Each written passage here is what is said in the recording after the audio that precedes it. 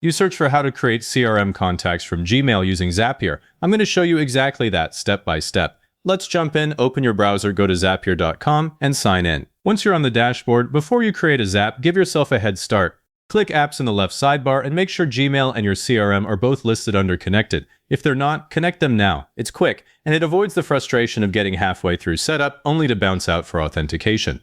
I'll wait. Now click the orange Create button top left, then choose Zaps. The Zap editor opens with a blank trigger step waiting for you. Click that trigger step card, search for Gmail, select it. For the trigger event, pick New Email. That's the one that fires whenever an email hits your inbox or whatever you filter. Click Continue. If you haven't connected Gmail and Zapier yet, a pop-up will prompt you to sign in. After that, you'll see the setup panel where you choose which emails to watch. The default is your entire inbox, but I never leave it like that.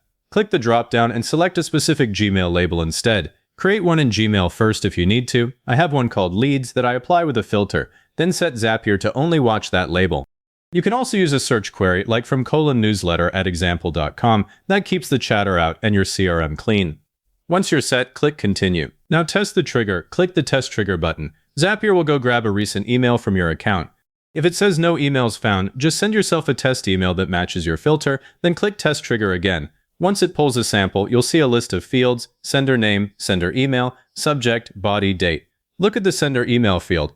If it's blank, the whole Zap fails later because there's nothing to map to the CRM, so send a different sample if you need to. Assuming it's there, we're good. Now click the plus icon below your trigger to add an action step. Search for your CRM. I'm using HubSpot, but Salesforce, Pipedrive, Zoho, they all work. Select your CRM, then for the action event, choose Create Contact. In some CRMs, you'll also see a Create or Update Contact option. That's the one I love because it handles duplicates automatically. But we're building the explicit version, so pick Create Contact and click Continue. You'll sign into your CRM if prompted, authorize the connection, and select the account. Then hit Continue again. Now the field mapping screen, this is where most of the work gets done. Start with email. Click into the field and from the drop-down pick sender email. For first name, you don't get a neat split out from Gmail. You get sender name, which is the whole string, so go ahead and map sender name to first name. It'll drop the full name in there. Not perfect. If you need separate first and last, you'd add a formatter step before this action later, but we'll keep it simple for now. For last name, leave it empty. Company, unless you can pull it from the email reliably, skip it. But for notes or description, I always pipe in the email subject and email body, so map email subject into notes and email body into description if your CRM supports it. That way you see exactly what the person was reaching out about when you open the contact. Scroll down, there might be a lead source field. I set it manually to something like Gmail so I can track these later. If you see a tag or lifecycle stage, add automated or new lead. Click Continue when you're ready. Click Test Step and Zapier creates a sample contact using the data from your trigger test. You'll see a success check and a green banner.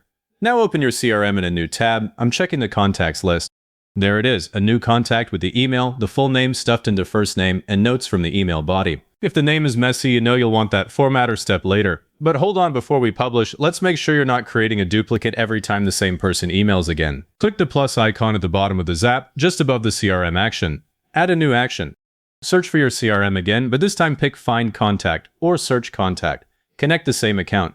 In the search setup, map the email field to the sender email from Gmail. Click Continue. Now open your existing Create Contact step, the one we already configured.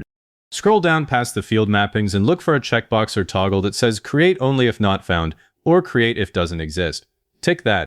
If your CRM doesn't have it, there's a smoother way. Delete that Create Contact step entirely. Click the plus again, and this time choose Create or Update Contact. Set the email as the unique identifier. That action will find an existing contact by email and update it, or create a new one. Either way, no more duplicates. I'm going to use the first method since it's available in HubSpot. With that sorted, give your Zap a name at the top, something like Gmail to CRM Contact, click Publish. It's now live, checking for every new email that hits your filter. To really prove it works, open Gmail in another tab. Compose an email to yourself from a different address, something like testlead@example.com. Send it. Now go back to Zapier and open Zap History. You might need to wait a minute or two. You'll see a new entry.